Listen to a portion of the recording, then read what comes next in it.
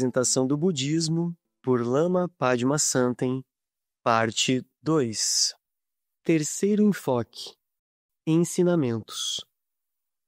A fala do Buda, seus ensinamentos e explicações sobre o remédio para a dukkha seriam uma terceira forma de apresentação do budismo. É uma apresentação por meio das 4 nobres verdades e do nobre caminho óctuplo. As 4 nobres verdades são a experiência de existência cíclica, o reconhecimento de que a experiência cíclica é criada artificialmente, a afirmação da possibilidade de dissolução da experiência da existência cíclica, o caminho óctuplo, que leva à dissolução da fixação na experiência de existência cíclica. Podemos apresentar o budismo por meio dessas 4 verdades, e o caminho para descobrir a liberdade é o nobre caminho óctuplo. O primeiro passo do nobre caminho é a decisão de abandonar a existência cíclica e a impermanência. É muito difícil chegar a esse ponto. A maior parte do tempo estamos preocupados em ganhar jogos. Significaria dizer a um gremista que, se abandonasse o time, não sofreria mais. Mas a pessoa diria: se eu abandonar o Grêmio, não sou mais eu. E aí? Vou desaparecer? A primeira etapa é muito difícil. É como saltar para um abismo. Parece haver um grande sofrimento. Se temos coragem para ultrapassar esse obstáculo aparente, nossa vida muda por completo.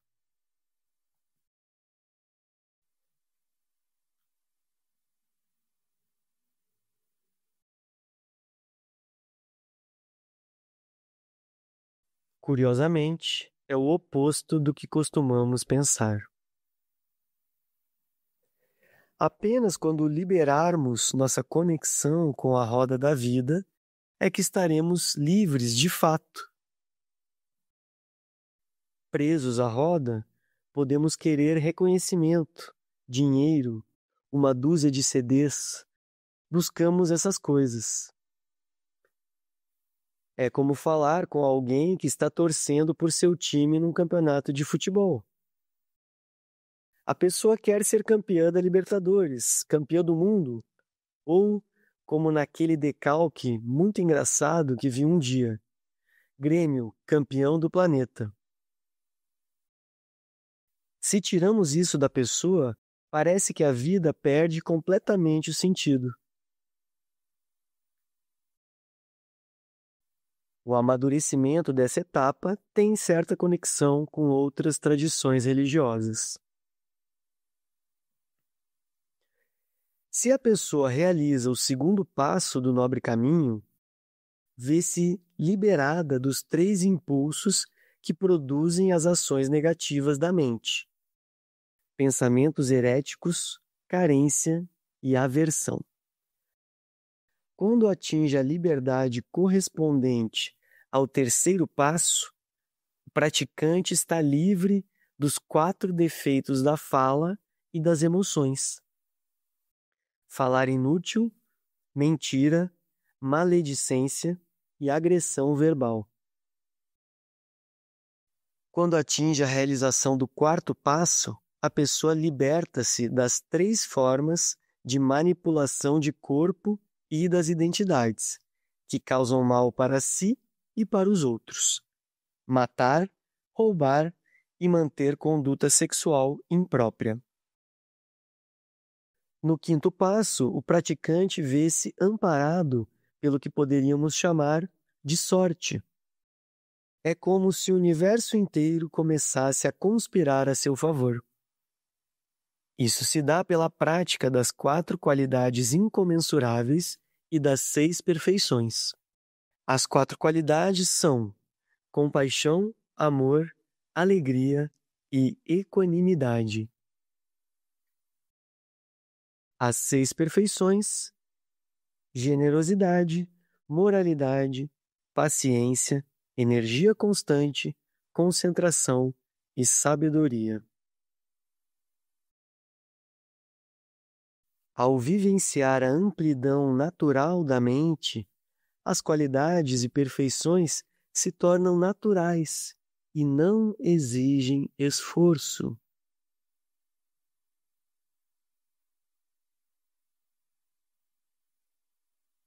As ações realizadas dentro dessa experiência de inseparatividade produzem a natural retribuição positiva do universo.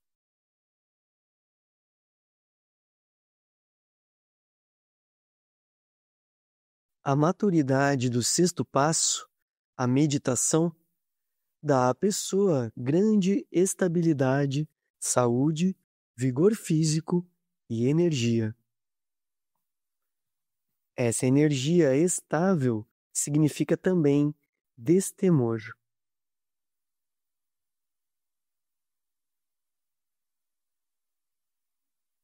Quando a pessoa atinge a maturidade relacionada ao 7º passo do nobre caminho, consegue conceber a natureza divina de todas as coisas. Ela atingiu a perfeição da atenção e vê com nitidez o aspecto convencional e o aspecto ilimitado, como inseparáveis no mesmo fenômeno.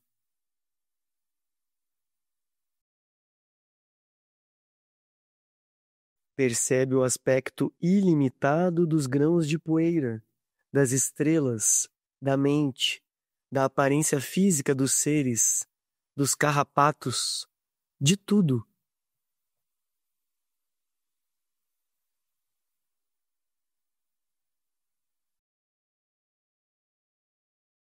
Também percebe o aspecto ilimitado presente nas manifestações abstratas.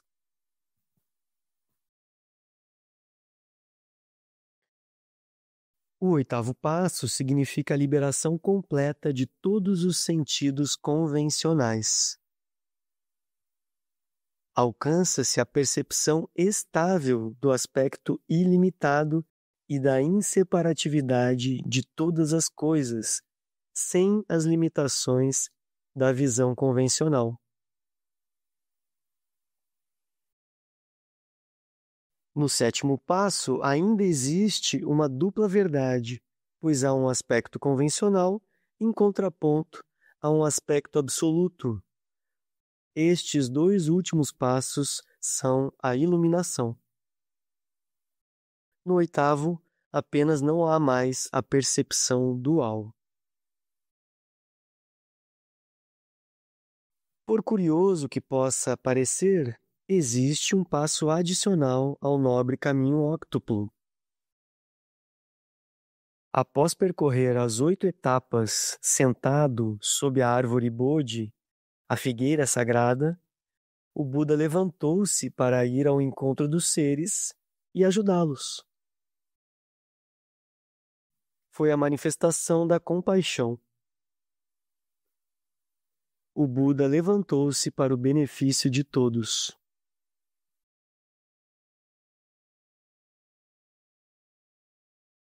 Não é uma etapa de liberação. A liberação está concluída no 8º passo. É o momento da ação iluminada. Siddhartha venceu os 8 passos em 6 anos de vida na floresta. Como Buda, exerceu a ação iluminada pelas aldeias e estradas por mais de 40 anos. Na prática do budismo, há 3 etapas. Começamos ouvindo ensinamentos, depois meditamos sobre eles e, a seguir, agimos de acordo com eles. Se quisermos explicar de outra forma, ainda dentro Dessa perspectiva descritiva, o budismo pode ser resumido em 3 palavras. A primeira é Buda, já explicada. A segunda é Dharma, os ensinamentos que surgem na mente de um Buda para beneficiar os seres, como as 4 nobres verdades e o nobre caminho óctuplo. Praticando o Dharma, o Buda tem liberdade perante o que para nós é dificuldade. Examina o dukkha dos outros seres e resolve os problemas, manifestando soluções. A terceira palavra é Sangha e está relacionada ao Buda. A Sangha surgiu há 25 séculos, junto com o Buda. Se isso não tivesse ocorrido, não estaríamos estudando esses ensinamentos hoje. A Sangha é como uma fogueira. A chama não pertence a um ou 2 dos paus que queimam. É algo que surge a partir do conjunto. Se separamos um dos paus da fogueira, o fogo termina naquele pedaço. Temos dificuldade em seguir o caminho da liberação sozinhos. Mas quando estamos juntos, é mais fácil. Chamamos isso de Sangha. Ela é capaz de queimar nossos problemas. No Zen, a Sangha é comparada a um recipiente e um pilão. Um centro de Dharma, um grupo de praticantes, é o recipiente, e a vida cotidiana, o sucessivo bater do pilão. Cada pessoa do grupo é um grão de arroz com casca. Dentro do recipiente, o grupo de praticantes, o pilão, a vida, vai batendo, e as cascas do arroz, nossas dificuldades, se soltam. Esse é o efeito da Sangha. Quarto enfoque: meditação. Uma das formas tradicionais de introduzir os ensinamentos, apresentada pelo Buda, é o caminho da meditação tranquilizadora. Simplesmente sentamos e praticamos o primeiro dos 8 passos, e os outros seguem-se sucessivamente. Com a mesma aparência externa, sentados na posição de lótus, seguimos etapa por etapa. Nesse caminho, a pessoa entra, senta e vai colhendo as experiências profundas, sentada. É o caminho que o Buda ensinou. Podemos chamar de dhyana, shini, shamatha, vipassana ou samadhi. Podemos chamar de samasati, mahasanji, mahamudra, de acordo com o conteúdo, com o que acontece dentro. O Buda descreve minuciosamente esses passos e diz: não acreditem. Ou, nos textos não está a verdade. Testem. Mas, ainda assim, o Buda descreve-os. O Buda diz que a verdade não está nos textos, mas, dependendo da realização da pessoa, o texto pode impulsionar essa realização, e então pode ser útil de alguma forma. Temos então o aspecto discursivo, que pode ser misturado com a prática formal e com a prática no cotidiano. Cada um deles precisa dos outros. Se a pessoa só fica sentada, pode ficar apenas em confusão. É preciso algum tipo de instrução. O obstáculo da meditação nunca é resolvido apenas na meditação. A pessoa precisa ouvir os ensinamentos e meditar. Mas só ouvir também não adianta. Ela precisa aplicar o que ouviu na vida cotidiana. Aí a meditação funciona.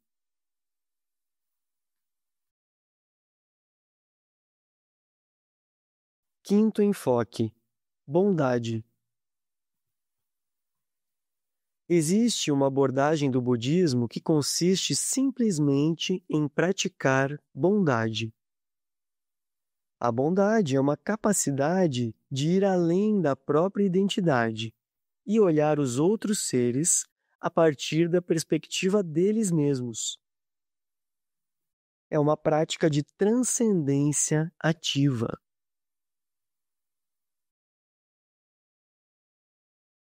Usualmente, quando olhamos os outros seres, o fazemos desde a perspectiva do agrado ou desagrado que nos causam. Isso é olhar os outros a partir de nós mesmos. A prática da bondade é um exercício de transcendência ativa. Vamos além de nós mesmos.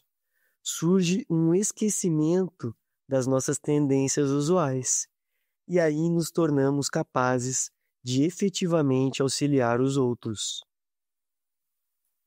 É o que faz um psiquiatra, por exemplo.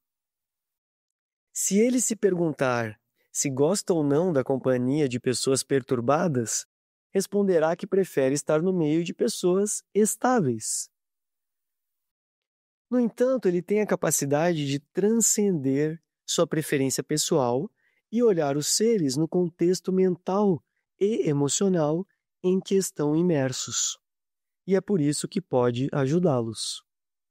Os chineses estão destruindo a cultura tibetana tradicional, mas Sua Santidade o Dalai Lama olha para eles como um médico e é capaz de entender o que se passa em suas mentes, dedicando-lhes a bondade que manifesta com todos os demais seres. Como um professor espiritual poderia rejeitar algum ser? Esse acolhimento incondicional é o que possibilita aos professores serem professores e auxiliarem verdadeiramente. Isso é bondade.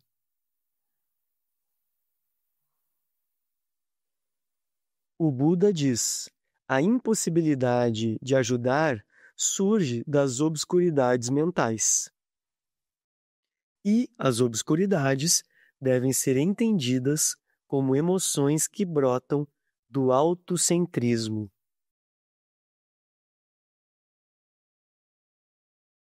Sexto enfoque: idans. Outra forma aparentemente diferente de aproximar-se do budismo é olhar as deidades e suas qualidades e procurar de imediato essas qualidades em si mesmo e vivenciá-las.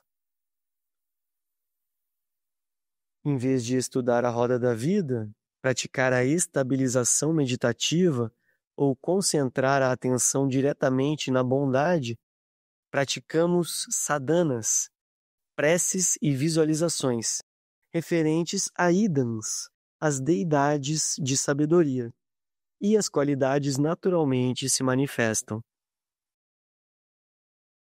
A partir da conexão com as deidades, a compreensão da roda da vida, a bondade e a estabilidade surgem como formas de praticar a compaixão para com todos os seres e a sabedoria transcendente. É um outro caminho e caracteriza uma abordagem completa em si mesma. Sétimo enfoque: natureza ilimitada. Existe ainda outra forma de praticar o budismo. Resumidamente, compreende-se o primeiro passo do nobre caminho óctuplo e utiliza-se a vontade de superação da experiência da existência cíclica como combustível poderoso para penetrar nas práticas de meditação na perfeição de todas as coisas. Não vamos usar conceitos de amor e compaixão. Não vamos praticar virtudes nem a supressão das não-virtudes. Focamos diretamente a natureza ilimitada.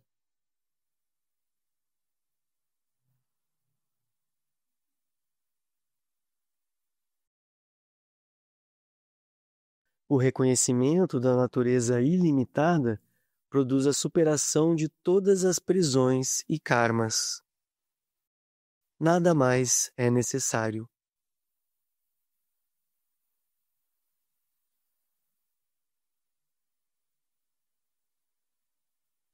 Essa prática é realizada tanto na meditação formal como na vida cotidiana. Não se trata de uma prática construída. É a prática natural e fácil de todos os Budas. É a manifestação não elaborada e sem esforço de nossa natureza ilimitada. Seria como entrar diretamente na 8ª etapa do nobre caminho.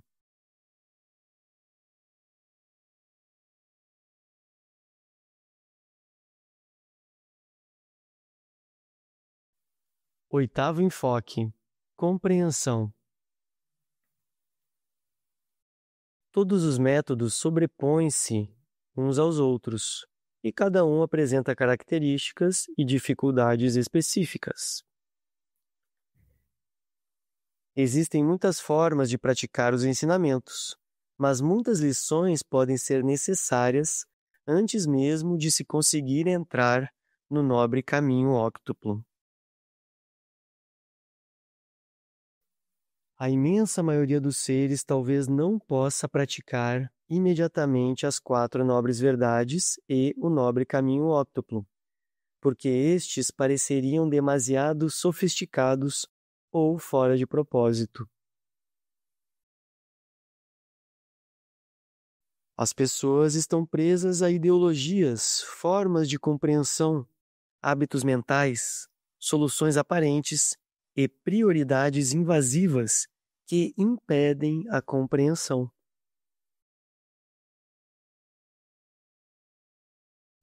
Ajudar esses seres é o foco da maior parte dos ensinamentos dos mestres.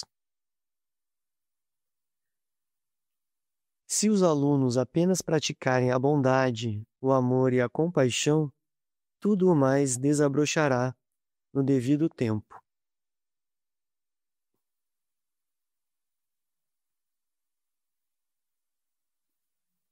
É como o Buda disse: pratiquem a bondade, não criem sofrimento, dirijam a própria mente.